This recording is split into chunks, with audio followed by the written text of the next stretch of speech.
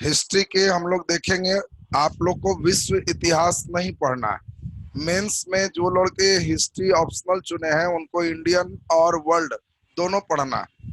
Prelims में केवल आपको इंडियन हिस्ट्री पढ़ना है और इंडियन के 3 पार्ट होंगे, एंशियंट, मेडाइवल और मॉडर्न। अभी हम लोग शुरू करेंगे किसको? एंशियंट को।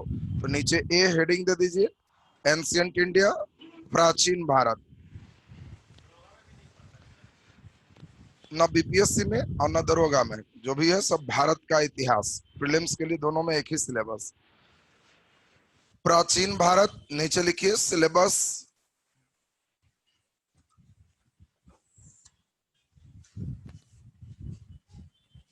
प्राचीन भारत सिलेबस। एक एक पार्ट हम लिखते हैं ताकि समझ में आपको आते जाए कब क्या चल रहा है और कहां से हम लोग बढ़ते जाएंगे। सिलेबस में पहला नंबर लिख दीजिए, अध्ययन के स्रोत। पहला नंबर चैप्टर, अध्ययन के स्रोत। अध्ययन के स्रोत। दूसरा नंबर हम लोग चैप्टर देखेंगे, पाषाण काल। पाषाण काल। तीसरा नंबर हम लोग देखेंगे, हड़प्पा सभ्यता।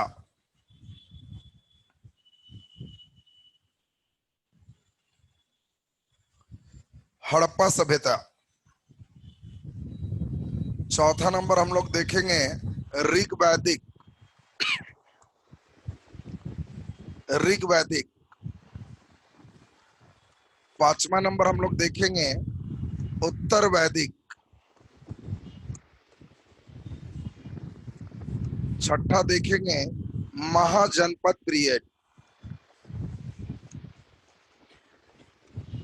महाजनपद, इसी को हम लोग सूत्र काल के नाम से भी जानते हैं। इसके बाद हम लोग देखेंगे मौर्य पीरियड, मौर्य काल। तब हम लोग नेक्स्ट देखेंगे मौर्योत्तर।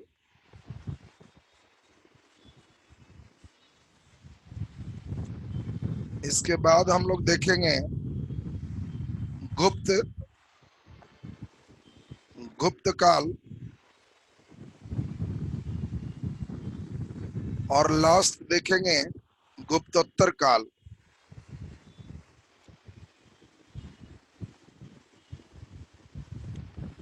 गुप्तोत्तर काल।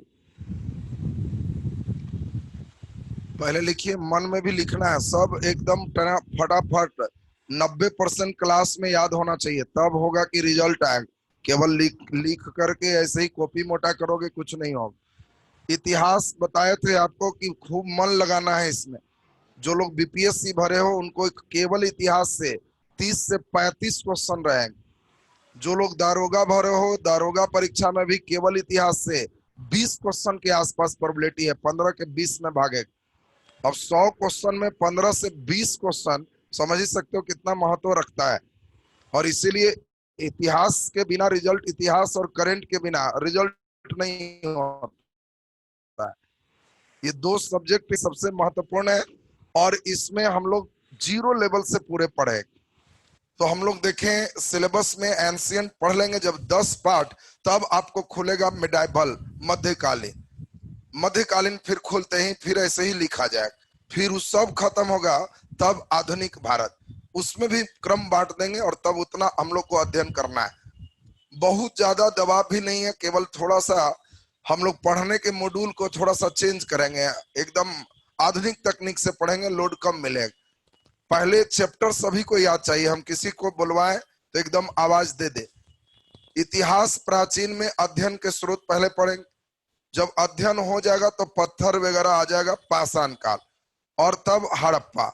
ये 3 एक तरह का पढ़ेंगे, इसको कोई एक दूसरे से लेना देना नहीं। हड़प्पा शहरी जीवन, फिर वहीं ऋग्वैदिक ग्रामीण है, यहां से कंटिन्यूटी है। और इसीलिए ये तीनों पाठ अलग अलग पढ़ के हम लोग इसको साइड करेंगे। जिस दिन से ये वाला चैप्टर शुरू होगा तो इसके निरंतरता और परिवर्तन का अध्ययन पूरे करना इतिहास।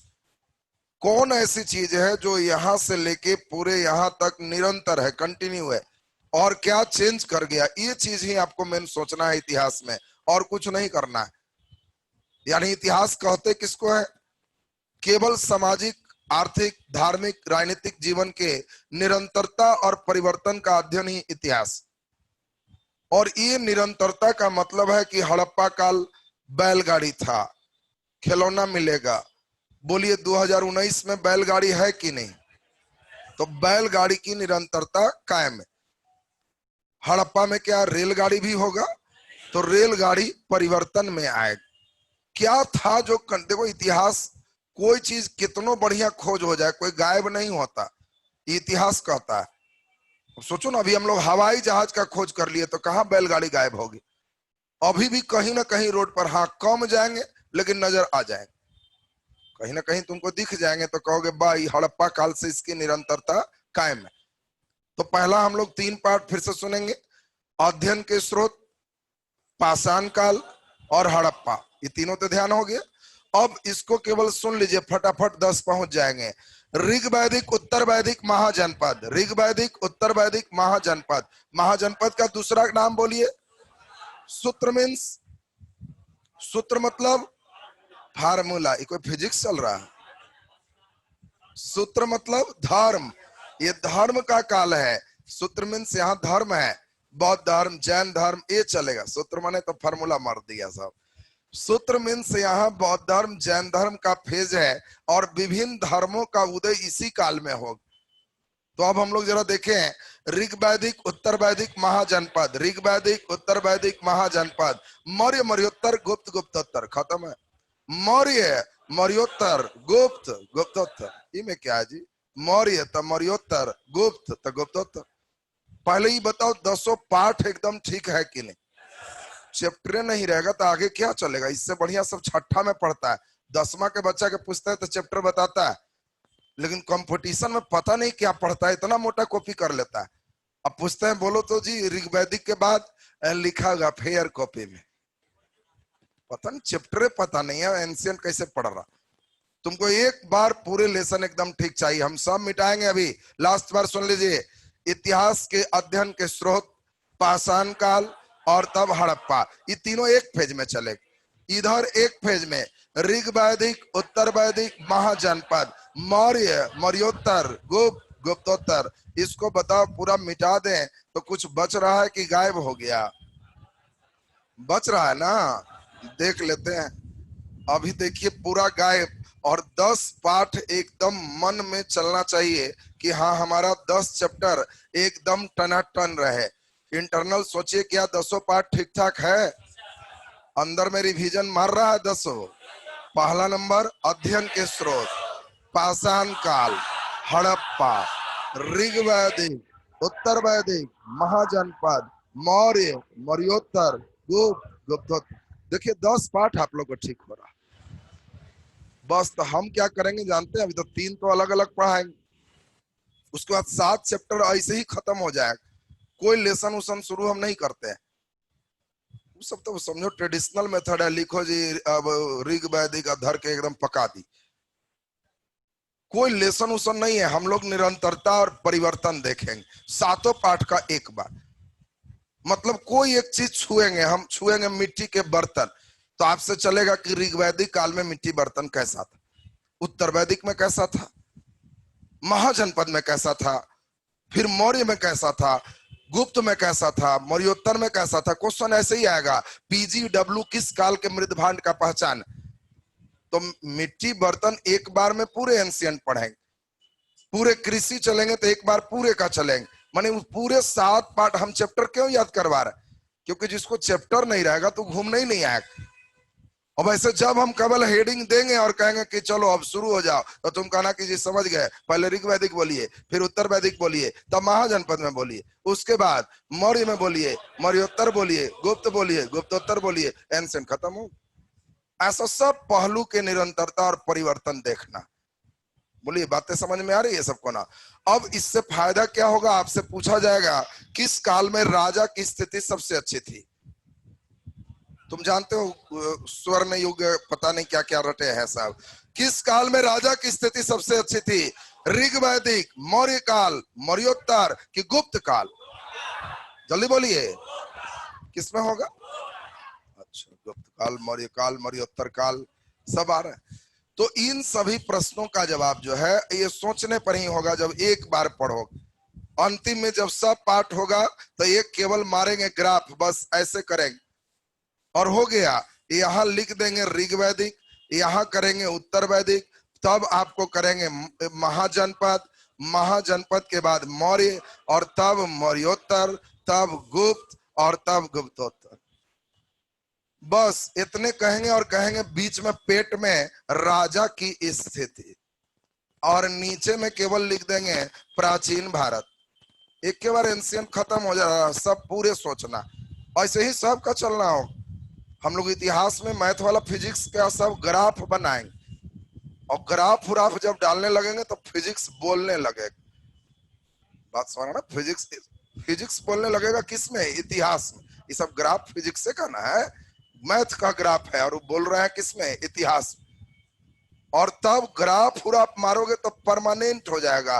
अब बताओ, किसी से पूछेंगे ऋग वैदिक से राजा की स्थिति, तो कहोगे उत्तर वैदिक अच्छा था। उससे अच्छा कब था? महाजनपद। उससे बढ़िया कब था? मौर्य। और उसके बाद अच्छा हुआ कि खराब हो गया? देखिए, मौर्योत्तर खराब, गुप्त है और खराब, गुप्तोत्तर और खराब। अच्छा, ऐसा क्या हुआ जी? समुद्रगुप्त को भारत का नेपोलियन कहते हैं। तो आखिर क्या ऐसा हुआ कि बेचारा कोना धरे हुए? ये नीचे क्यों आ गया? इसको तो लहरिया कट चाहिए था कि डाउन तो फिर अप। अरे चाहिए तो ऐसा ना था। ये नीचे क्यों आ गया, ये मालूम है आपको? हाँ, इस समय राजा है गुप्त, बड़े बड़े साम्राज्य का राजा है, लेकिन नया प्रथा शुरू किए हुए है, सामंती प्रथा, भूमि अनुदान जिसको कहते हैं। अभी खुद नहीं कर रहा है, अभी सामंत रखे हुए है कि फलाना क्षेत्र का हेड तुम हो, हमको साल में इतना दो, तुम जैसे रहना है रहो। ये क्षेत्र का तुम हो, हमको इतना दो, तुम जैसे रहना है रहो। वो खाली हेड है, और सोचिए छोटे छोटे कई सामंत हैं। तो बताओ, पब्लिक ज्यादा जिम्मेवार राजा के प्रति होगा कि सामंत के प्रति? सामंत के प्रति हो। आजकल भारत में शासन क्या है? सामंती प्रथा है। हम लोग के हेड नरेंद्र मोदी बैठे हुए दिल्ली, लेकिन छोटे छोटे 29 राज्यों के सामंत अलग अलग है, मुख्यमंत्री। ये सब सामंती टाइप में समझो। तो हम लोग ज्यादा वैल्यू किसको देते हैं? मुख्यमंत्री को, कि भाई जो है, जो मेन है, ये तो ऐसे ही ऊपर में है। उसी तरह का गुप्त का फेज चल रहा था। मौर्य में वैसा नहीं। मौर्य में एक हेड है और जो कहेगा वही हो, और एक व्यक्ति हेड हो, तो इसको हम लोग केंद्रीकृत प्रशासन कहते हैं। ऑब्जेक्टिव आएगा सेंट्रलाइज। केंद्रीकृत प्रशासन किस वंश में था? तो कहां होगा? मौर्य वंश। ये सब जगह केंद्रीकृत नहीं है। जैसे अभी हम आपको पढ़ा रहे हैं, अब मान लीजिए अभी हम पढ़ा रहे हैं और सभी विषय पढ़ा रहे हैं, तो आप हमारे प्रति ज्यादा रिस्पॉन्सिबल होगे और हमारी स्थिति यहाँ वाला होगा। और हम अगर गुप्त काल वाला होगा, नीचे ऑफिस में बैठे हैं और एक से एक टीचर खोज खोज के भेजते चले जाए और कहे पैसा दो और 10 बैच शुरू हो जाएगा, इसमें ही पढ़ाएंगे, इसमें ही पढ़ाएंगे, नीचे हम खाली सेट करेंगे। तो हम हेड हैं, अलग अलग टीचर उसके सामंत होंगे। तो हमारी स्थिति मजबूत होगी कि कमजोर होगी? कमजोर होगी, क्योंकि टीचर फिर पटिया पटिया के कहेगा चलो तुम उधर मार देते हैं, यहाँ बड़ी गड़बड़ चल रहा है, फलाना चल। हमारी स्थिति कमजोर हो। अब तुम लोग गुप्त की स्थिति समझ रहा होगा कैसा चल रहा था।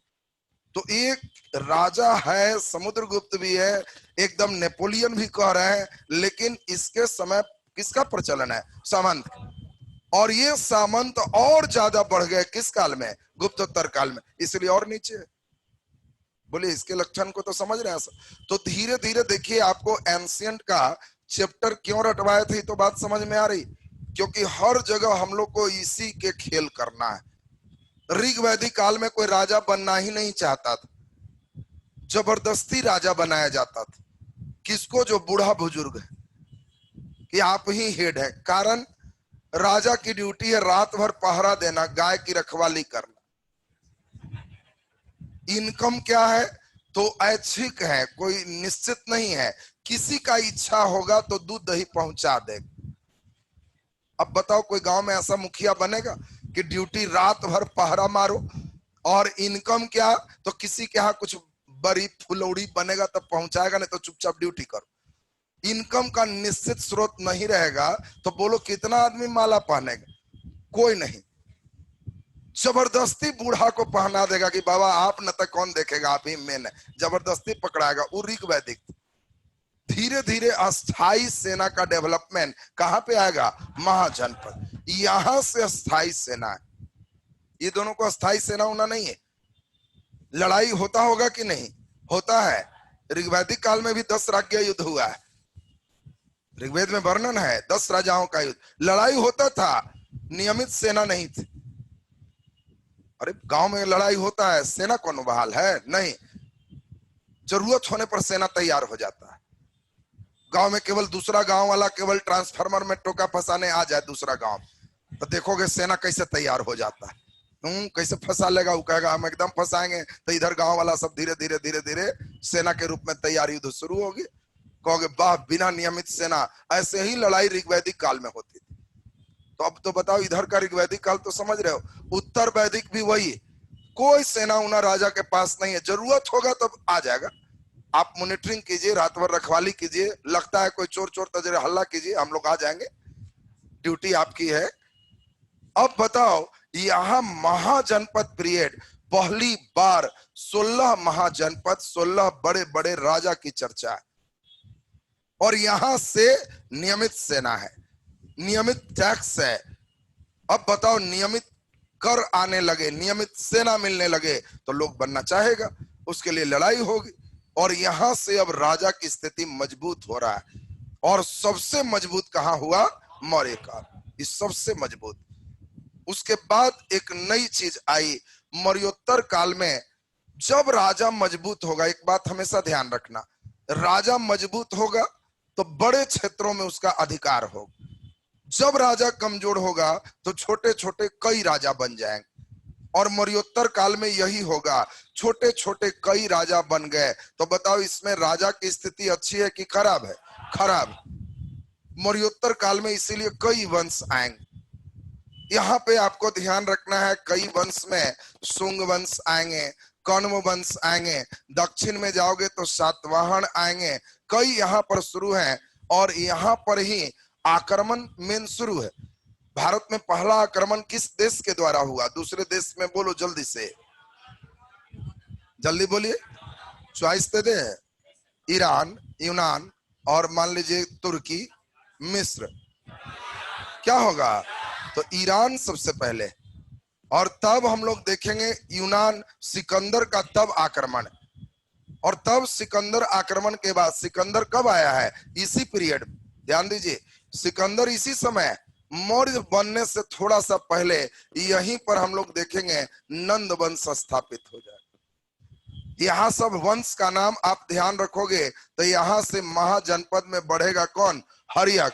हर्यक के बाद शिशुनाग, और शिशुनाग के बाद नंद। सब यहीं पर है। नंद समय थोड़ी स्थिति मजबूत है, और इसी नंद के समय सिकंदर का हमला है। और ये सिकंदर भारत में कब आया? तो 3 दूनी 6, 3 का पहाड़ा पढ़ लीजिए, 3 दूनी 6, तो सिकंदर आ गया। बोलो 3 दूनी 6 तो दिमाग में रहेगा सबको। और ये धनानंद इस समय शासक। तो बताओ, 3 दूना 6 किए तो सिकंदर पहुंच गए। धनानंद राजा है। अभी देखो, सब वंश अभी तुरंत बोलना है तुमको, हम सब मिटा देंगे। तब चलना है ऋग वैदिक, उत्तर वैदिक। इस समय कोई राजा उजा नहीं। महाजनपद में शुरू करना है हरि।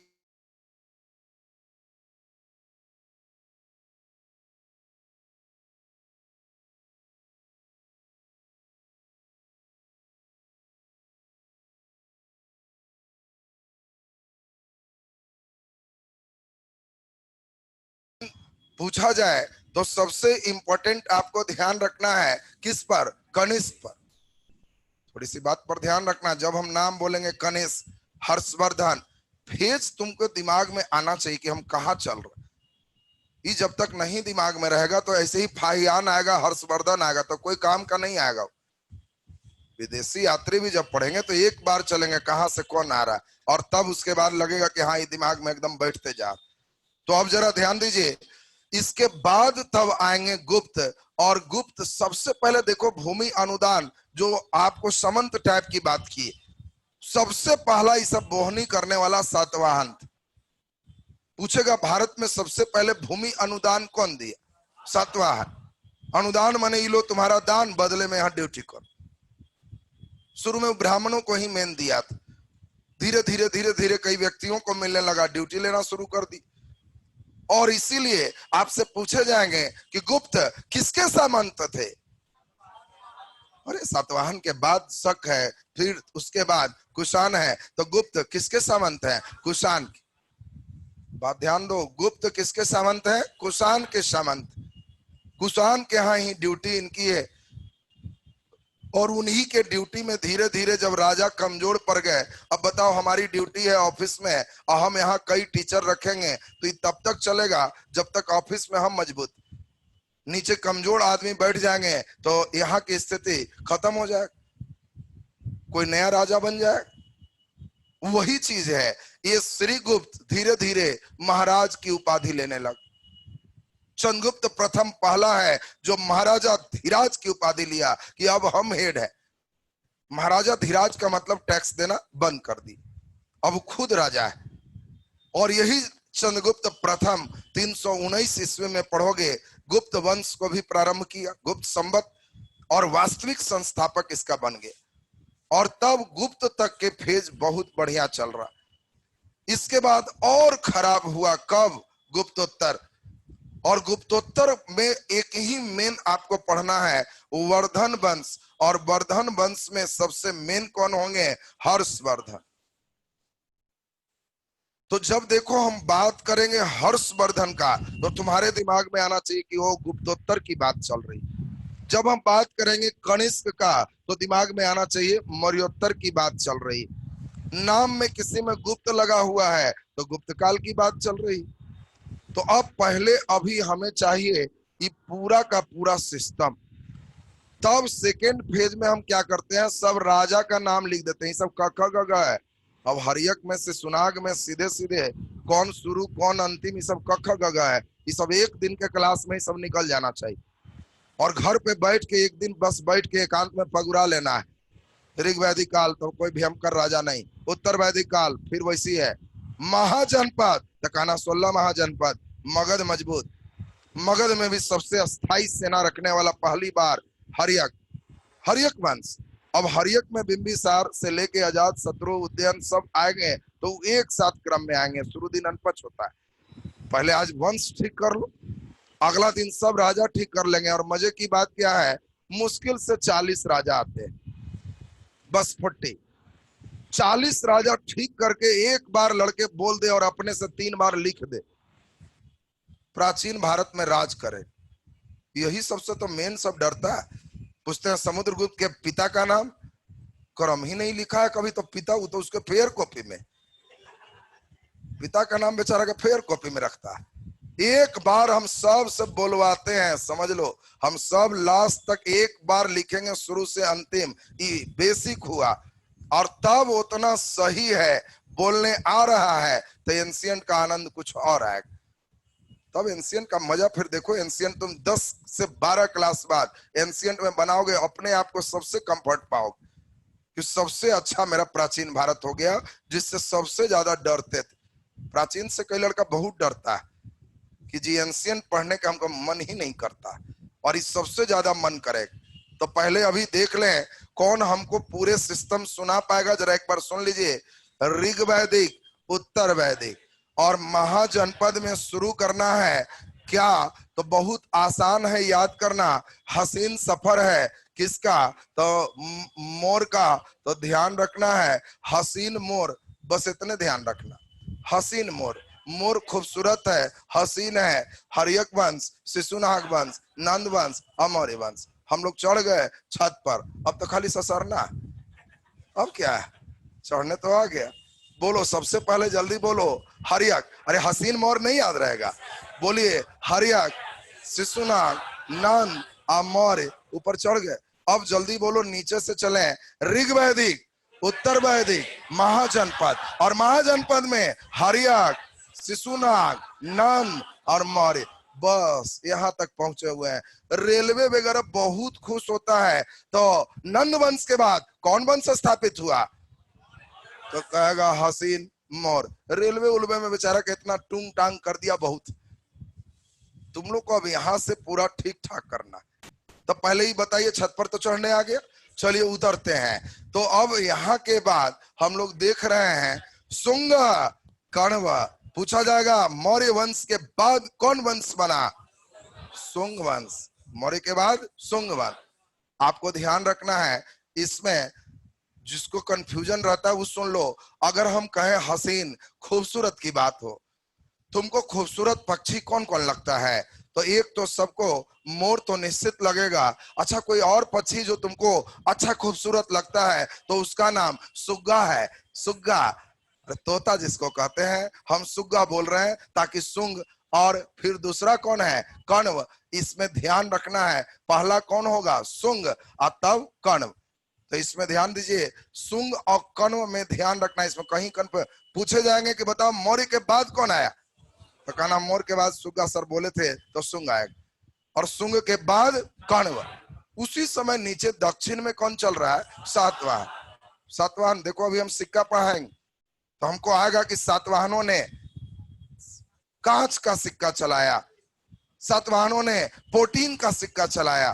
तो सातवाहन कहां पर है ये तो तुमको पता रहना चाहिए ना। अब ऐसे सातवाहन पता ना कौन था, काहे चला रहा। ध्यान रखना है कि अभी मौर्योत्तर काल चल रहा है और ये चला रहा। और तब उसके बाद आएंगे शक। शक विदेशी शासक हैं। और तब आएंगे युची कबीला, ये भी विदेशी है। कुषाण, ये भी विदेशी। और कुषाण में हम लोग देखेंगे सबसे प्रमुख कौन है? कनिष्क। अभी तो राजा का नाम आज नहीं भी याद होगा तो चलेगा, हमें कुछ सिर्फ कनिष्क याद कर लो, बस हो गया। गुप्त काल।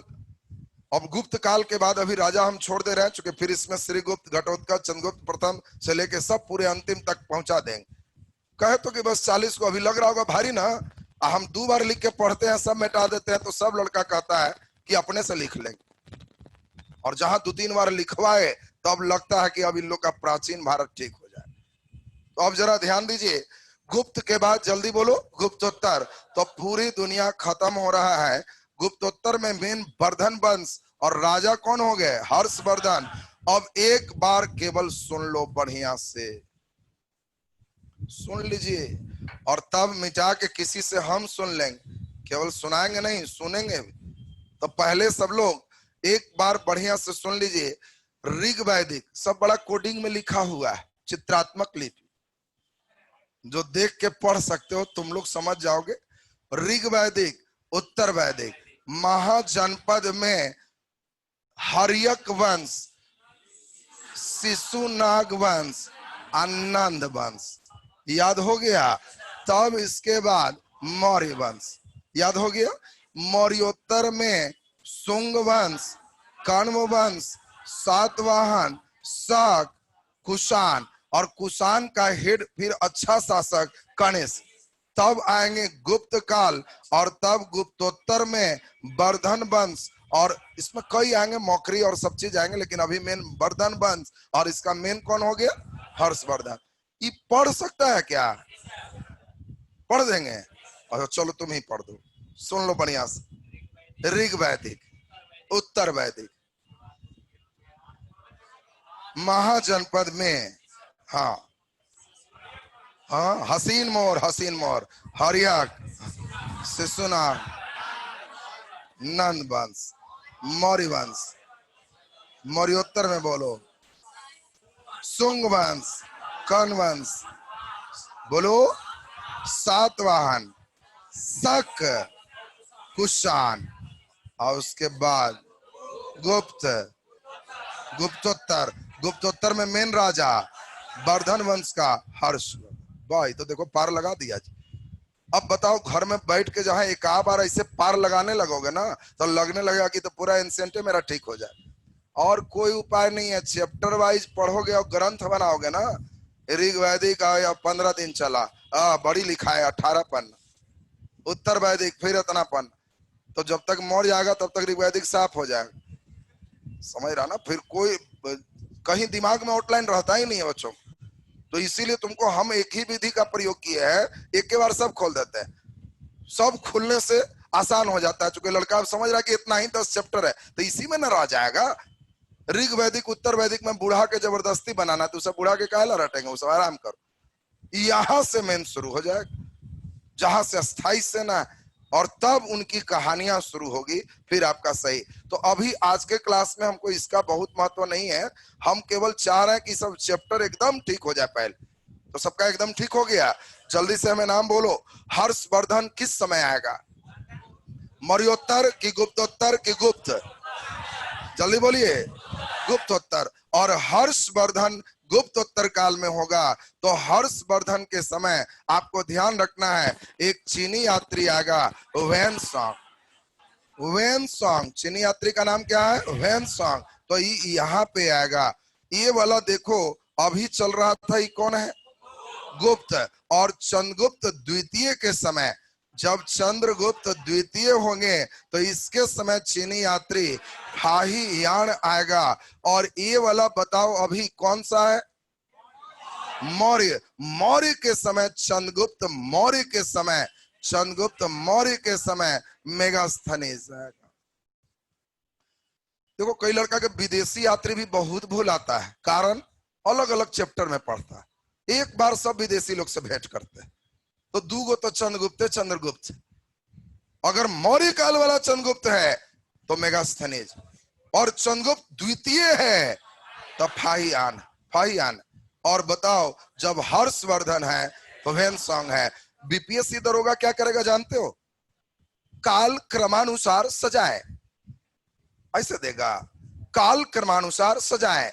1 number Harshvardhan, 2 number Megasthenes, 3 number Fahien, और काल क्रमानुसार समझाए। तो बोलो आंसर कौन होगा? पहला नंबर कौन होगा? मेगास्थनीज माने 2। फिर बोलो जल्दी से, जल्दी बोलो। फाहियान मतलब 3, और तब वेनसॉन्ग, तब बताओ 1। तो जिस चॉइस में 2, 3, 1 लिखेगा सही होगी। देखो ये सब रेलवे में पूछेगा ऐसे, वेनसॉन्ग किसके समय? तुम्हारा हर्षवर्धन। बीपीएससी दरोगा में कहेगा कि आ जाओ सजाओ, तो पहले कौन पीछे कौन?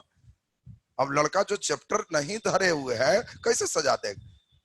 वो तो बेचारा खुजलाते रहेगा, किसका था किसका था, हाँ याद आया, पता नहीं कहाँ था, चैप्टर नहीं पता है उसको। अब बताओ जल्दी, धीरे धीरे नाम याद करना एकदम आसान है। जब बोलेंगे आपको वेन सॉन्ग,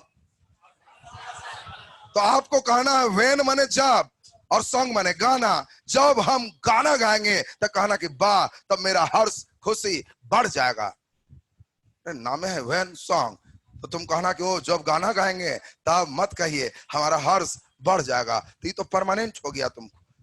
अब परीक्षा में खाली कहेगा वेन सॉन्ग किसके दरबार में, कहना फिर से बोलो नाम वेन सॉन्ग, कहना हो गाने वाला, तो खुशी बढ़ाओ, हर्ष वर्धन हो। देखिए बात लॉक करना है, कहीं कहीं आपको एकदम लॉकिंग मारना है कि इधर उधर ना भाग, तब काला क्रमानुसार जो है आराम से सजा लो। तो अभी तो कुछ ही लोग को लाए हैं, मध्यकाल आते आते कई विदेशी यात्री भरते हैं, तब आएंगे अलबरूनी आएंगे। रेहला पुस्तक कौन लिखे? तुम लोग तभी इंडिका रटा है ना, वहां रेहला पूछेगा। बोलो तो रेहला कौन लिखे? Very good, even Battuta. और इवन बतूता किसके दरबार में आए? हिस्ट्री अभी एकदम लकवा ग्रस्त है आप लोग। मोहम्मद बिन तुगलक एकदम टनाटन चाहिए, अभी लकवा ग्रस्त है, अभी बहुत स्थिति सुधार चाहिए। कोई बात नहीं, घबराना नहीं है, केवल जैसे हम कर रहे हैं मेहनत केवल करो। गरीब घर में कोई जन्म लिया तो पाप नहीं है, लेकिन गरीब मर रहा है तो भारी पापी है। सबको भगवान 24 घंटा दिए तो गरीब क्यों मर रहा? कोई लड़का कमजोर है कोई दिक्कत की बात नहीं, लेकिन सब पढ़ाने के बाद कमजोर है तो भारी बदमाश है। तुमको जब सब पढ़ा दिया गया अब क्यों कमजोर? शुरू में अभी कुछ नहीं बोल रहा था, कहा हमको कोई तकलीफ नहीं, लेकिन जैसी लेसन हो जाएगा और तब कहेंगे वेन सॉन्ग किसके दरबार में लिखा गया है सर, तो तब काम चलेगा।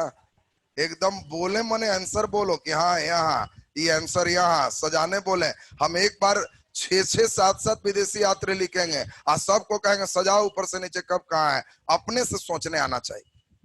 वो सब आ जाएगा, वो सब बहुत परेशानी नहीं। हम तो देखे हैं कि एकदम कमजोर कमजोर लड़के को केवल सीरियस हो गया है कि हमको अब नौकरी लेना है, तो हमने देखा है कि उसने क्रांति ला दी, वो जॉब में चला। जो लोग एकदम हमेशा के लिए कि हमको खाने का कौन दिक्कत, पिताजी बहुत कमाते हैं, जितना बोलते हैं पैसा टाइम पर आ जाता है, तो उन लोग तो पास अभी मुश्किल है। और उन लोग के लिए एक लाइन सोच लो, उतना बड़ा चांद के अमावस्या आ जाता है, तुम्हारे पिताजी ही कितना पैसा हो, उतना बड़ा चांद है, उसमें एक कम दूज आतीज करते करते अमावस खत्म हो जाता है। तुम्हारे पिताजी ही कभी कभी लगे, कई लोग का मन बड़ा हड़बड़ाने लगता है, मोटरसाइकिल लेगा तो एकदम कसकस के हॉर्न मार के चलता है कि देख लो है, कई लोग का वो सब रहता है। मन में ज्यादा उमंग आवे तो वो सब सोच के 2-3 लाइन शांत रहन। जब मोटरसाइकिल बढ़िया भी मिल जाए तो सोचना कि मेरे पास एक है, इसको जो बनाता होगा वो डेली ऐसा 600 तैयार करता हो। मैं कहा हूं कुछ नहीं, निर्माण करता होगा तो उसका मालिक तो खुद जाएगा छत पर से।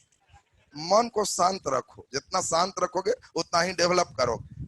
और मिजाज जहां शांत रहने लगा तो लगने लगेगा कि सही लगे पिताजी ही बहुत धन है। एक बार ट्रेन में बैठ के दिल्ली तक चले जाओ और बार बार खिड़की से उठ उठ के दाएं भी देखना और बाएं भी देखना और अपनी संपत्ति खोजना, कौन वाला खेत है तुम्हारा, और फिर लौटते दूसरे रूट से लौटना तो देख लेना कि पूरे पृथ्वी पर तुम्हारा क्या है। पूरे 0 पॉइंट के बाद पूरे बोर्ड पर अभी 0 देंगे तो 2-3 बोर्ड और चाहिए, उतना परसेंट है तुम, बहुत भी है तब भी, इतना बड़ा दुनिया। एकदम मिजाज शांत कर करके एकदम सिंपल रह करके और सोचो कि मुझे अपनी पहचान बनाना है, पिताजी के पहचान पर मुझे नहीं चलना है, हमें अपनी पहचान बनाना और कोई लड़के करने में सक्षम हो। केवल तुमको चाहिए, हम लोग केवल पथ प्रदर्शक हैं कि बाबू ऐसे होगा। अरे हम लोग तो तुमको रास्ता बता देंगे। 2-3 तरह के आदमी होते हैं रास्ता बताने वाले। एक से पूछोगे कि स्टेशन कैसे जाएगा तो बता देगा कि बस ऐसे जाए। कोई कोई लोग जो बहुत अनुभवी है वो कहेंगे वैसे कह के ले जा रहा है, मारिए ये गली या फिर इधर, एक के बार वहीं निकलिए। तो हम लोग वही वाले अनुभव जो टीचर के पास है तो जर्किंग नहीं देते हैं, एक के बार गली उली में घुसा है और निकल। जिसको अनुभव, अरे दिल्ली जाने में तो ट्रैक्टरों चल जाएगा, तो तुम हमें लटकोगे तो समझ लो ना देह हाथ में कितना दर्द होगा। बाकी बढ़िया ट्रेन सॉकर वाला रहता है, तुम्हें लोड कम देता है, तो टीचर बढ़िया है तो जर्किंग कम मारेंगे, पहुंचा देंगे। सवारी खराब धरोगे तो देह हाथ में सौंसे दर्द करा के रख देगा, कहोगे बाप अब हम कहियो नहीं आएंगे, बहुत परेशानी होता। तो मेन हम लोग की भूमिका तो वाहन का, अब तुम्हारी भूमिका अपनी तुम ठीक कर लो कि हाँ जो होगा एकदम सही करे। तो चलिए अभी हम लोग देख लिए विदेशी यात्री का भी। अब अभी ये सब पाठ का हमें चूंकि अभी काम था, अभी हम बीच बीच में यूज करते अचानक सातवाहन, तो बच्चे कंफ्यूज हो जाते कि कौन आ गया। तो आप बताओ सातवाहन मौर्य काल का राजा है कि मौर्योत्तर में है कि गुप्त में है? मौर्योत्तर में, ये तो एकदम अब पता चल गया सबको ना। चलिए तो एंशियंट आप लोग का एकदम फिट हो। अगले दिन लगे जोश में, सब राजा भी ठीक कर लेंगे, सब जोश में ही हम ठीक करवाते हैं। अभी तुम लोग एकदम फॉर्म में है, हिस्ट्री लिखता है फेयर कॉपी में, नया कॉपी लेता है, और हिस्ट्री एकदम हम सही कर लेंगे। तो सब भरी के काहे नहीं सही करा ले, जितना राजा है वो रट जाओ, जितना वंश है वो रट जाओ, सब भारी भारी रट गया तो फिर क्या है, फिर तो हल्का हल्का खाली इधर उधर करते रहेंगे, सही हो जाएगा। तो अब जरा ध्यान दीजिए, इसमें महत्वपूर्ण चीज अभी आपका शुरू कर रहे हैं। पहला पाठ इतिहास के अध्ययन के स्रोत, हेडिंग दे दीजिए, इतिहास के अध्ययन के स्रोत। अब हम लोग का चैप्टर स्टार्ट हो गया।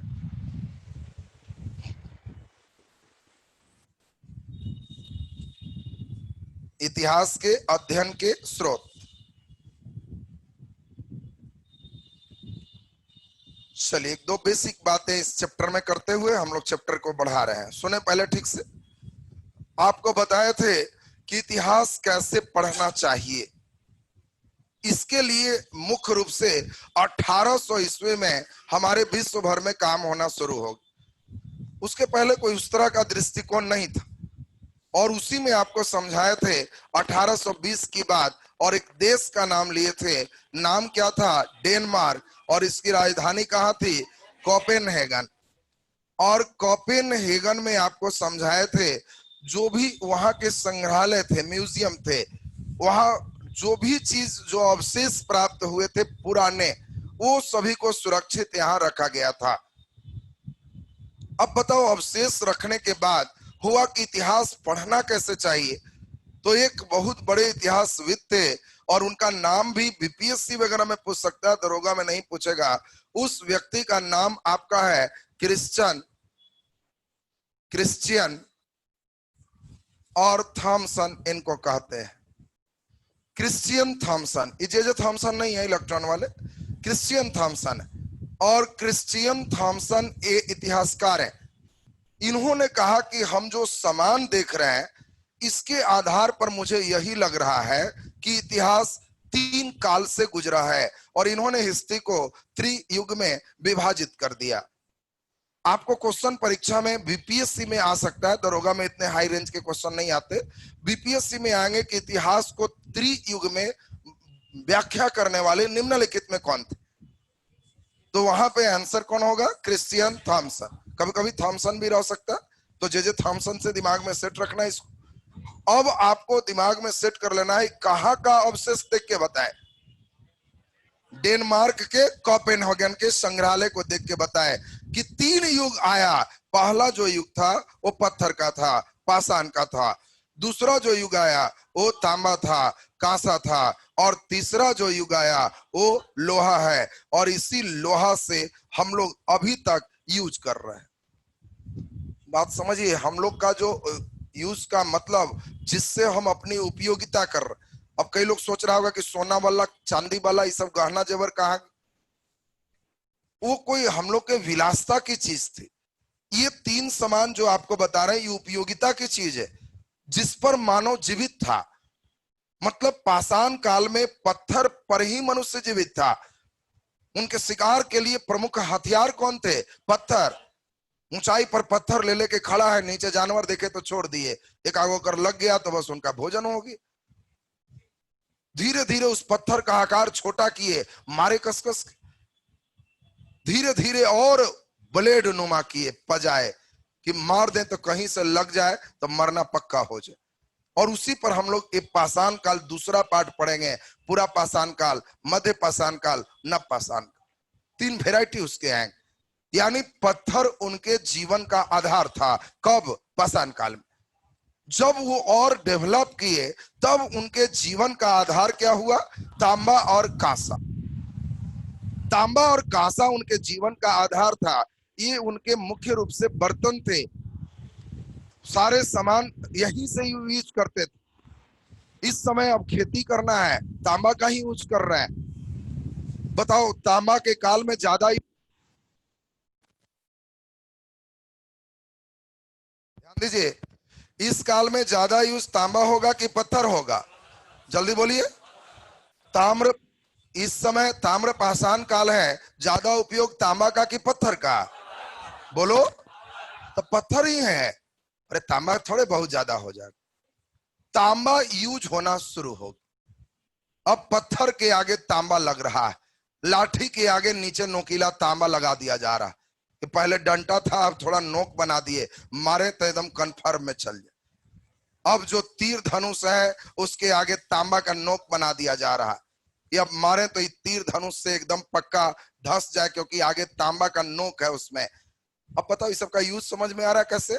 तो इसका यूटिलाइजेशन, इसीलिए इस काल का नाम ताम्र काल नहीं है, ताम्र पाषाण काल है। तांबा और पत्थर दोनों। और तब तीसरा युग कौन सा है? लोहा। अच्छा बताओ, पहली बार मानव ने गांव का निर्माण किया होगा पाषाण काल में, ताम्र पाषाण काल में, कि लौह युग में? जल्दी बोलिए। लौह। लौह युग में शहर बना है, गांव नहीं। गांव ताम्र पाषाण में ही बना। तो जब ताम्र पाषाण दूसरा पार्ट चलेगा तो गांव यहीं चला आएगा। मानव की अस्थाई जीवन ही गांव कहलाते हैं। अरे गांव माने क्या समझ रहा है कि अपार्टमेंट बन जाए? गांव का मतलब मनुष्य का अस्थाई जीवन। तो मानव कब अस्थाई जीवन जीने लगा? जब वो कृषि का उपयोग कर लिया। और नवपाषाण काल में ही तुमको लास्ट होते होते बता देंगे कि कृषि शुरू हो चुका है। नवपाषाण काल कहलाया ही है कि व्यक्ति भोजन उत्पादक से, भोजन संग्राहक से भोजन उत्पादक हो गए। पहले मनुष्य क्या करता था? भोजन की संग्रह करता था। नवपाषाण काल में उत्पादन करने लगा और धीरे धीरे इस काल में उत्पादन जब बढ़ गए तब मनुष्य एक जगह रहना शुरू कर दिया जिसको गांव कहते हैं। और इसीलिए पहली बार गांव कब बना? ताम्रपाषाण काल। पहली बार शहर कब बना? जल्दी बोलिए। तो कांस्य युगीन। हड़प्पा पहला शहर है, वो कांस्य युगीन है, लोहा नहीं है। तुम लोग सब गड़बड़ कर रहा है जी, जरा ध्यान दो। पहली बार शहर कब बना? कांस्य युगीन। और दूसरी बार शहर कब बना? तो लौह युग। ये 3 क्वेश्चन आपसे पूछते हैं। पहली बार गांव का निर्माण ताम्रपाषाण, पहली बार शहर का निर्माण कांस्य युगीन, और दूसरी बार शहर का निर्माण लौह युगीन। तो बोलिए ये 3 युग का जो डिवीजन है किसने किया? Christian Thompson.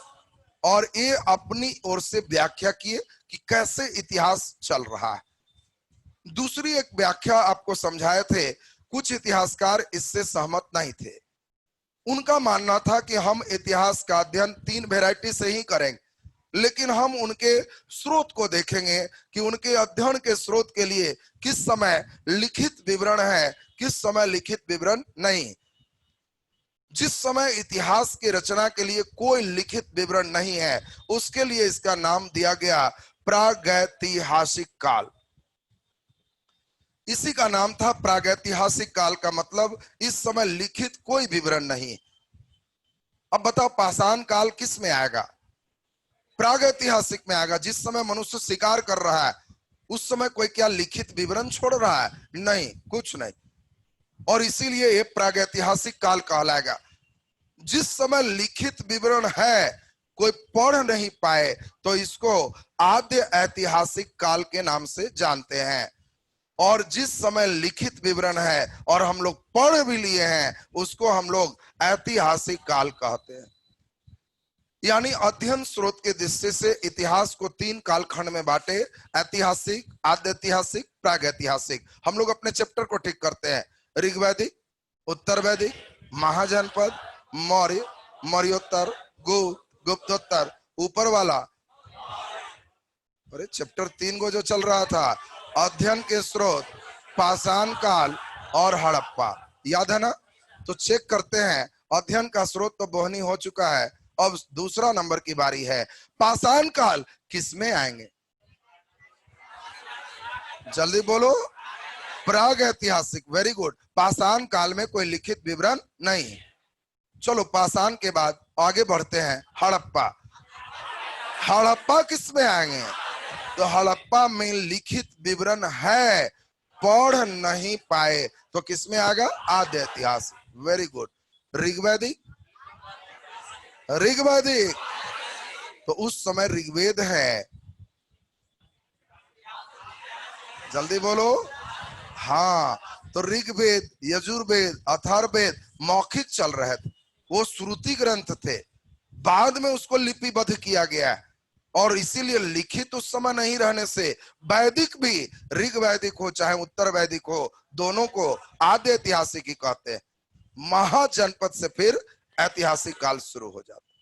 तो पहले ही बता, पूरे एंशिएंट का भी चैप्टर आपको क्लियर हो रहा है कौन किसमें जाएगा हमारा। तो अब जल्दी से इस फेज को देते हुए आगे बढ़ते हैं। नीचे लिखिए, डैश देके लिखिए 1820 में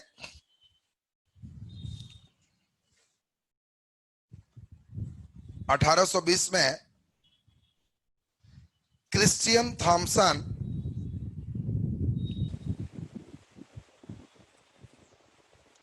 क्रिश्चियन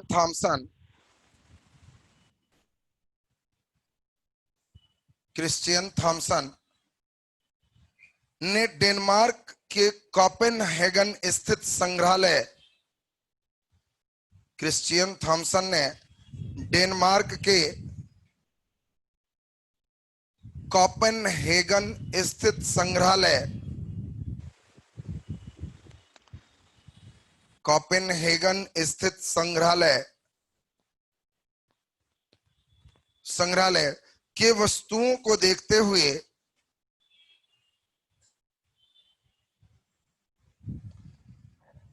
के वस्तुओं को देखते हुए इतिहास को त्रियुग में विभाजित किया।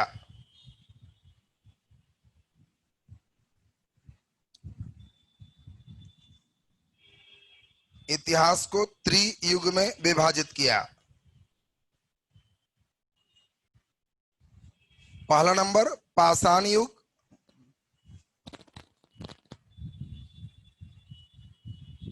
पाषाण युग। आपसे कभी कभी पूछा जाएगा पाषाण युग को हम लोग दूसरा नाम क्या बोलते? अंग्रेजी में लिथिक कहते हैं, लिथिक एज। पाषाण को हम लोग क्या कहेंगे? लिथिक। लिथिक मीन्स पत्थर, लिथिक काल। दूसरा नंबर लिखिए ताम्र पाषाण काल, ताम्र पाषाण काल, ताम्र पाषाण काल। इसको हम लोग कैल्कोलिथिक कहते हैं। कभी कभी ज्यादा शुद्ध सेटर मिलेगा तो चैल्कोलिथिक भी दे देता है, प्रोनाउंसिएशन है उसने कैसे किया। कैल्कोलिथिक, ताम्र पाषाण काल के लिए आपको शब्द यूज हो जाएंगे कैल्कोलिथिक। और तीसरा नंबर लिख दीजिए लौह युग, लौह युग। लौह का मतलब क्या हुआ? लोहा, आयरन एज, इसका सीधा सीधा वही नाम रहता है। तो ये तो हम लोग देख लिए। किसके अनुसार ऐसा सोच रहे हैं? क्रिश्चियन थॉमसन के अनुसार। बीपीएससी वाले नाम ध्यान रखोगे, बाकी दरोगा वाले को बहुत जरूरत इसका नहीं था। अब नीचे हम लोग लिख दीजिए साहित्यिक स्रोत डैश के, साहित्यिक स्रोत के उपलब्धता के अनुसार, साहित्यिक स्रोत के उपलब्धता के अनुसार, साहित्यिक स्रोत के उपलब्धता के अनुसार, साहित्यिक स्रोत के उपलब्धता के अनुसार इतिहास को 3 कालखंडों में विभाजित किया गया है। इतिहास को 3 कालखंडों में विभाजित किया गया है।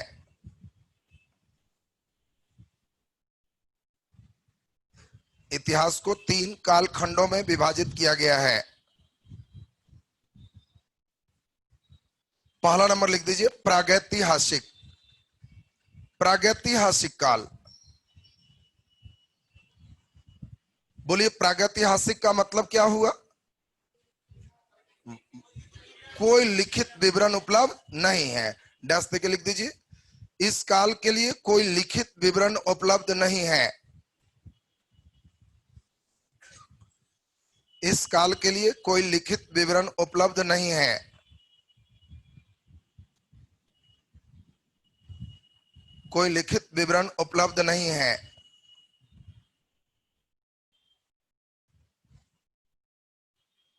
सेकंड नंबर लिख दीजिए आद्य ऐतिहासिक काल।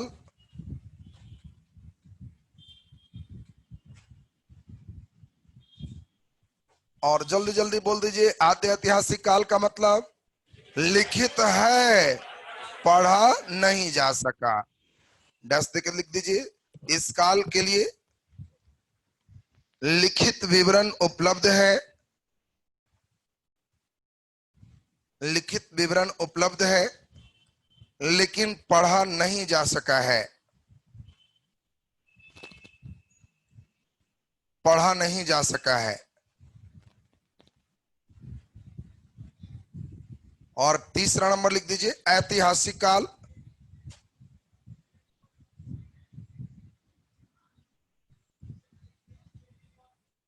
प्री हिस्टोरिक एज है, प्रोटो हिस्टोरिक एज है और हिस्टोरिक एज है।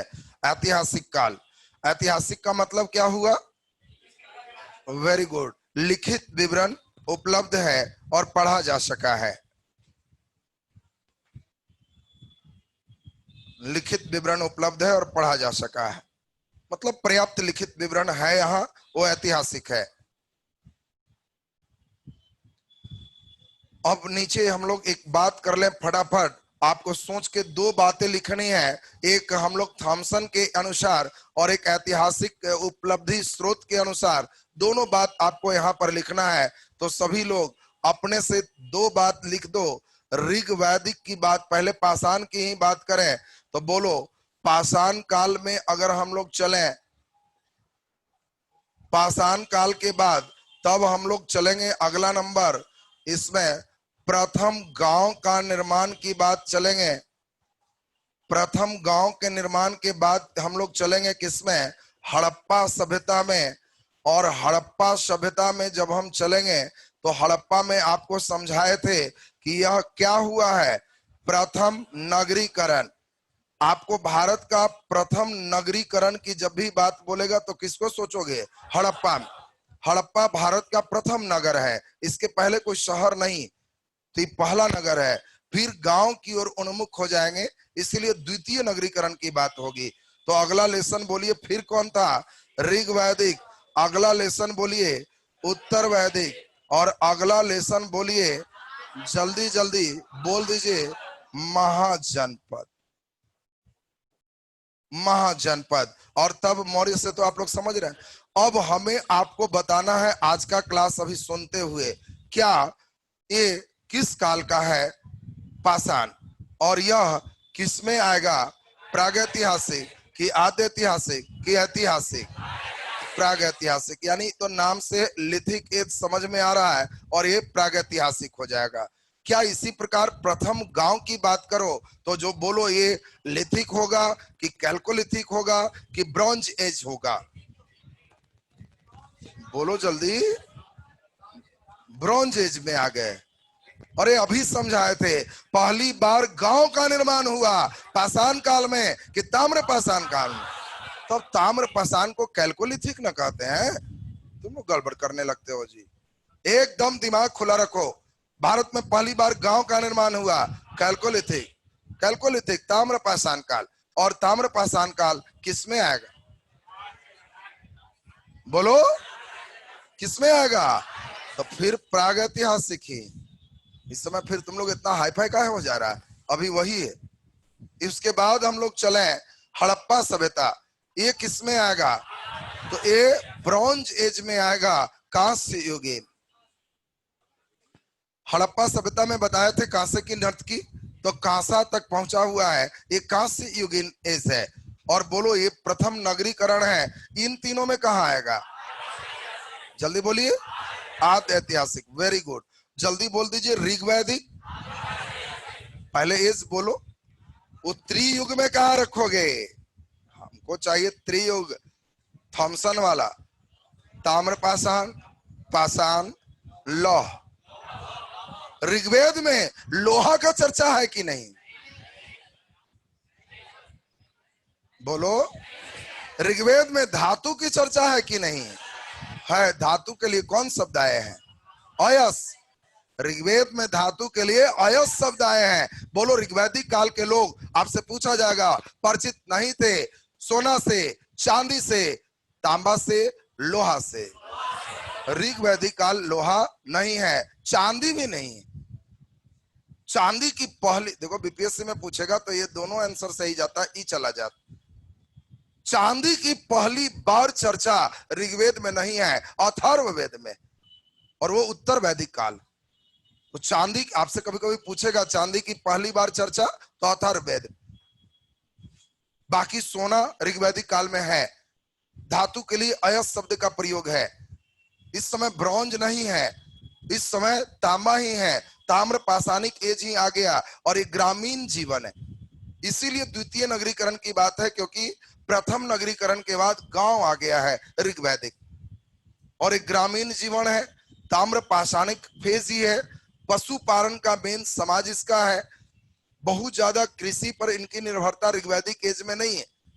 और ये भी इन सभी में कहां पे आएंगे, आद्य ऐतिहासिक है, लिखित विवरण नहीं, श्रुति इनका चल रहा है भी तो वो पठनीय की बात नहीं करेंगे, पर्याप्त स्रोत नहीं। अगला नंबर, लेटर वैदिक पीरियड की बात करो, उत्तर वैदिक। तो उत्तर वैदिक काल में पहली बार लोहा का प्रयोग शुरू हो गया। देखो यहाँ पर बहुत इंपॉर्टेंट क्वेश्चन आते हैं। पहली बार कृषि में लोहा का प्रयोग कब हुआ? तो आंसर महाजनपद होता है। सुनना बढ़िया से, पहली बार कृषि में लोहा तो महाजनपद, लेकिन पहली बार लोहा का प्रयोग तो उत्तर वैदिक। अच्छा तो बताओ पहली बार लोहा किस काम के लिए प्रयुक्त हुआ होगा? पहिया में। सुन लो पहले, तुम लोग को तो कभी कभी कल्पनात्मक शक्ति खूब पूछता है ना। सेटर बढ़िया मिल गया तो एकदम कल्पना की दुनिया में ले जाएगा कि पहली बार लोहा का प्रयोग हुआ था पहिया में, युद्ध के अस्त्र शस्त्र में, कृषि के क्षेत्र में, बर्तन बनाने में। जल्दी बोलो, पहली बार पहिया में, कृषि। अरे कृषि तो महाजनपद है, अभी बोले हैं। पहली बार युद्ध के मैदान में, लड़ाई के लिए चाहिए, लड़ाई के लिए जो फेज है वो तुम्हारा ऋग वैदिक के बाद उत्तर वैदिक। यहां पर लड़ाई में अब टनाटन शुरू हो गया। इसके पहले हथियार कमजोर थे, तांबा के हथियार है, मारा तो तलवारें टेढ़ा, तब फटाफटी शुरू। इस समय जरासंध के अखाड़ा भेंट होगा, इस समय अखाड़ा भेंट होगा कि आओ कुश्ती करो। तुम पुरानी कहानी सुना होगा महाभारत में कि कुश्ती कर रहा है। कुश्ती कब करते थे? जब हथियार कम थे, क्योंकि हथियार में तांबा लिए, उधर भी तांबा लिए, मारे दो बार टन टन टेढ़ा तो फेंक दिए, आवाज आओ फरियाल। इस समय फरियाने वाला फेज बदल गया, लोहा है। अच्छा पहले रामायण हुआ कि महाभारत हुआ? तुम लोग कल्पना बताओ, पहले कौन हुआ? रामायण कि महाभारत? तो हम लोग कल्पना में खोते हैं। ज्यादा लड़ाई किसमें है? टनाटन धनाधन किसमें हो रहा है? महाभारत में। महाभारत में तुम्हें याद होगा भारी भारी गदा आ चुका है, उठ नहीं रहा, भारी भरकम आ गया। अरे रामायण में क्या है, आदमी की भी जनसंख्या कम थी, बंदर का सपोर्ट लेना पड़ा। वो तो लड़ाई मैदान देख के तुम खाली कल्पना देख के समझ लोगे कि पहले किसकी कल्पना हुई होगी। तुम रामायण में देखना लड़ाई झगड़ा कम है, उड़ जाएगा, बैठ जाएगा, पुच्छे पर ऊपरे हो जाएगा, ये सब खेल ज्यादा चलेगा। क्यों? अभी हथियार नहीं है, हथियार नहीं है। महाभारत में एक से एक हथियार निकलेगा। उस समय उड़ने वाला केस कम चलेगा, एक तीर मारे तो 18 को निकल रहा है। 18 in 1 वाला, 28 in 1 वाला, बड़ा बढ़िया बढ़िया मारक क्षमता। सब तो आप लोग टीवी में देखे ही होंगे। तो अब सोचिए कि तो आजकल के AK-47 से ज्यादा 47 in 1, उधर का 47 वही था, मारे एक तो अंदर से 47 को निकला। उस समय भी 47 था। तो अब ध्यान दीजिए, तो अब आप समझ रहे हो पहली बार लोहा का प्रयोग किस काल में है? उत्तर वैदिक काल में अथर्व वेद में पहली बार लोहा के लिए एक शब्द आया, श्याम अयस। देखो धातु के लिए शब्द था अयस और लोहा के लिए शब्द क्या है? श्याम अयस। श्याम माने श्यामला धातु, और श्यामला धातु दूसरा कोई नहीं, बेचारा लोहा था, तो लोहा के लिए श्यामला धातु कहा। तो श्याम अयस शब्द के प्रयोग के साथ यहां शुरू हो गया। और पहली बार कृषि में लोहा 6ठी सदी ईस्वी पूर्व। डेट भी तुमको ध्यान रखना पड़ेगा, डेट फेट ज्यादा नहीं रखना है, मुश्किल से पूरे प्राचीन भारत में 15 या 16 गो डेट रखना। तुम लोग डेटे से ज्यादा हड़कता है इतिहास, बहुत डेट आता है, काहे के लिए रखते हो? 15 से 16 डेट है, डेट का खेल इतिहास नहीं। कई लड़का वही सब सोच के इतिहास से अपने आप को विमुख कर लिया कि हमको इतिहास में मन नहीं लगता। इतना डेट मिलता है ना, उन लोग को उल्टा पुल्टा टीचरों बता देता है कि इतिहास है बहुत बेवफा, आज पढ़ो कल सफा। बेचारा सोचता है कि कल सफा, तब क्या करें? इससे ज्यादा वफादार कोई नहीं है, इस सफा उफा नहीं होता है। लेकिन कब पूरा लेसन एक बार मारोगे तब। मेडाइवल में भी हम दूसरे मॉड्यूल से चलते हैं, एक बार पूरे सल्तनत, एक बार पूरे मुगल, एक बार मारोगे तो पूरे फेज आ जाएंगे। जैसे तैसे मारोगे गुलाम वंश पहले, और फिर सुस्ता के जब तक आएंगे उधर तुगलक, तब तक गुलाम गायब हो जाएगा, तुगलक शुरू हो जाएगा। दिमागों में फिर पूरा याद रखने की क्षमता आपको नहीं, आपके दिमाग का भी लिमिटेशन ना है, लेकिन दिमाग का क्या है, क्रम वाइज इसको दोगे तो ये एकदम मेमोरी रखता है कि इसके बाद ही, इसके बाद ही, इसमें चेंज ही, इसमें चेंज ही, तो कहेगा वाह हमारा एकदम ठीक ठाक हो गया। अब जरा बढ़िया से हम लोग सुन लें, कृषि में पहली बार कब हुआ? महाजनपद। तो अब बताओ इसका सभी फेज आप लिख सकते हो, जल्दी दोनों बात लिखिए। नीचे लिख दीजिए पहला नंबर पाषाण काल, पहला नंबर लिख दीजिए पाषाण काल। तो ये भी हमारा त्रियुग की बात करेंगे तो पाषाण ही रह जाएगा, लिथिक ही रह जाएगा। और अगर इसकी बात करेंगे तो हो जाएगा प्रागैतिहासिक हो जाएगा, प्रागैतिहासिक हो जाएगा।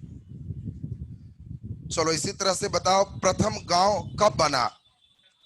जल्दी बोलिए। वेरी गुड, ताम्र पाषाण काल।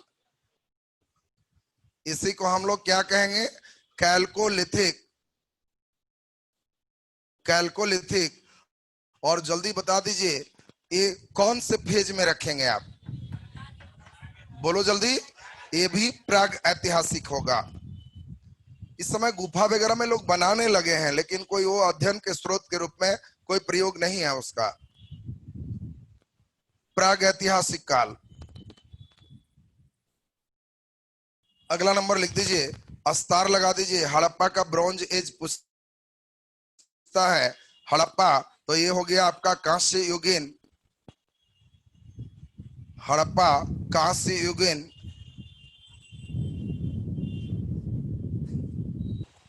कांस्य युगीन। और जल्दी से बोल दीजिए हड़प्पा क्या होगा इन तीनों में? आद्य ऐतिहासिक। वेरी गुड, आद्य ऐतिहासिक। एक बार पूरे हिस्से को जोड़ो कौन किस में आएगा तो ये परमानेंट होते चला जाएगा। हमारा 10 पार्ट एक ही बार खुलेगा, केवल 3 करेंगे, उसके बाद एक बार में 7 खोल देंगे। और उसके निरंतरता परिवर्तन जहां करेंगे प्राचीन में मुस्कुराने लगोगे कि अब मेरा कोई क्वेश्चन नहीं छोड़ता है। अगला नंबर लिख, इसमें हड़प्पा में नीचे लिख दीजिएगा प्रथम नगरीकरण। कभी भी ऑब्जेक्टिव आएगा भारत का पहला नगरीकरण कब हुआ? हड़प्पा काल। द्वितीय नगरीकरण महाजनपद पीरियड, यहाँ पे द्वितीय नगरीकरण है। तो लिख दीजिएगा हड़प्पा में प्रथम नगरीकरण हो गया। नीचे डैश देके लिख दीजिए ऋग वैदिक। बोलो ऋग वैदिक काल में क्या इन लोग मुख्य रूप से प्रयोग लोहा का कर रहे हैं? नहीं, तो ये भी ताम्र पाषाण है, ताम्र पाषाण है, कौमा पशुपालक समाज है, या पशु चारक भी कह सकते हो, पालना चराना एक ही है। पशुपालक समाज है। और इंपॉर्टेंट ऋग वैदिक को आप इन तीनों में कहां रखोगे? आद्य ऐतिहासिक में, क्योंकि उस समय वेद लिखित नहीं है, श्रुति फॉर्म में, लिखित विवरण नहीं था। बाद में वेदों को लिखा गया कि 10 मंडल होते हैं, और इसीलिए ये आद्य ऐतिहासिक में होगा। कई लड़के दोनों में गड़बड़ करते हैं, इसलिए वहां पर ध्यान रखना। इसमें उत्तर वैदिक में डैश देके लिख दो पहली बार लोहा का। उत्तर वैदिक में यहां इंपॉर्टेंट चीज हो गया, पहली बार लोहा का, लोहा का बोलो किस में प्रयोग करेंगे? जल्दी बोलिए। युद्ध मैदान में प्रयोग हुआ। अच्छा बोलो, तो मानव ने सबसे पहला पहिया बनाया था लकड़ी का, पत्थर का, धातु का? सोच के तुम लोग से यही सब सोचवाएगा। मानव ने पहला पहिया बनाया था लकड़ी का, पत्थर का, धातु का? बोलो। हाँ, पत्थर का, लकड़ी का बनाया था।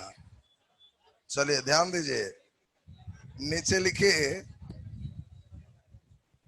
क्वेश्चन कुछ कुछ आपको इतना हल्का देता है कि बाद में बड़ा पछतावा होता है कैसे गलती कर दिए। चलिए, उत्तर वैदिक काल में हो गया लोहा का पहली बार युद्ध के मैदान में प्रयोग। लिख दिए सब कोई? इसमें बोलो जल्दी से कौन सा? आद्य ऐतिहासिक, आद्य ऐतिहासिक। अच्छा युग कौन होगा? लौह युगीन, कांस्य युगीन, ताम्रपाषाण। उत्तर वैदिक काल किसमें होगा? ताम्रपाषाण। जीवन के लिए लोहा नहीं है, लोहा लड़ने के लिए, जिसके जीवन के लिए इंपॉर्टेंट होता है वो यहाँ पर देखना। सोना चांदी जीवन के लिए नहीं था, आभूषण था, तो कहां सोना युग कर दी? ये चीज तुमको मेन ध्यान रखना था। अब महाजनपद, इसमें 2-3 सितारा लगा दीजिए, बड़ा दुलरुआ है, क्योंकि यहां से अब पूरा एंशिएंट एक जैसा चलेगा। महाजनपद, जल्दी बोल दीजिए, कौन सा युग है? लौह युग। वेरी गुड, लौह युग। यहां से लौह युग शुरू हो गया, और यहां लोहा का प्रयोग किसमें हो गया? कृषि कार्य में। लौह युग ब्रैकेट में, लोहा कृषि कार्य में प्रयुक्त, लोहा कृषि कार्य में प्रयुक्त हो गया, कॉमा, इस समय द्वितीय नगरीकरण, इसको भी अंडरलाइन करेंगे, बहुत इंपॉर्टेंट क्वेश्चन यहां से बनता है। द्वितीय नगरीकरण,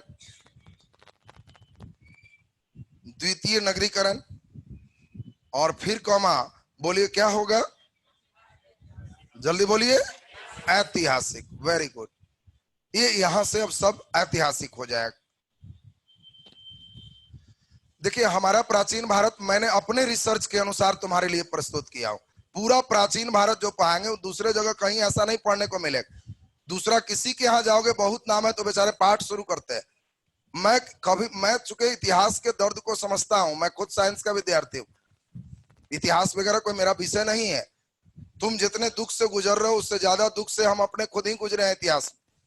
लेकिन इतिहास को जब हमने पढ़ा, विभिन्न कई वर्षों में पढ़ाया, और एक अनुभव किया कि आखिर कैसे ये आसान हो सकता है, तो इसके लिए हमने इसमें मैथ भी भिड़ाया, ग्राफ भी भिड़ाया, फिजिक्स भी भिड़ाया, और तब उन कलाओं के बाद हमने पाया कि मैं तो कभी भूलता भी नहीं हूं, रटने की जरूरत ही नहीं पड़ती है। अंतिम में सिर्फ देखना, सिर्फ 20 नक्शे बनेंगे, ग्राफ मैप।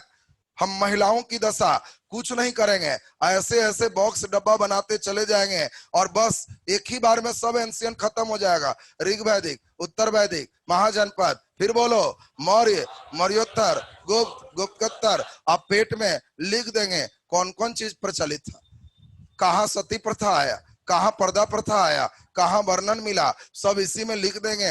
और जब छुट्टी मिले तो खाली नक्शा के ग्राफ के देखना, पूछेगा सबसे अच्छी महिला की स्थिति कब थी, कहना कि भला ऊंचा कब है, ऋग वैदिक, मारो ऋग वैदिक हो। नक्शा देख के सब तुमको पता चलने लगेगा, और इस सब से पता चलने लगेगा तो पूरे एंशिएंट हिलडोल होने लगेगा कि वाह, अब तो कुछ पूछेगा तो हम सोच सकते हैं। जो लड़के पाठ वाइज पढ़े हैं उनको खाली क्वेश्चन दागोगे, कब महिला की स्थिति अच्छी, कब राजा की स्थिति अच्छी, तो उसको कंसेप्ट ही नहीं बनता है। तो इसी के लिए आपको एक नए जो है डिजाइन से हम चले हैं, और 10 दिन आपका समय केवल लेंगे, ज्यादा नहीं। 10 दिन में तुम ही कहोगे कि नहीं, एंशिएंट मेरा सबसे बेहतर होगा, इससे कोई प्रश्न आपके नहीं छूटने। चूंकि बौद्ध धर्म, जैन धर्म भी मैं खूब फिलोसफी के साथ चलता हूँ, खाली गौतम बुद्ध के जन्म मृत्यु करा के नहीं छोड़ते कि जी गए और ज्ञान लिया और मर गए। आखिर उनको क्या मिला ये भी तो जानना जरूरी है, वहां से प्रश्न भी आपके रहे। तो पूरे डिटेल फॉर्म में हम लोग उसको देखेंगे, और आज का क्लास आपका इतिहास यहीं तक।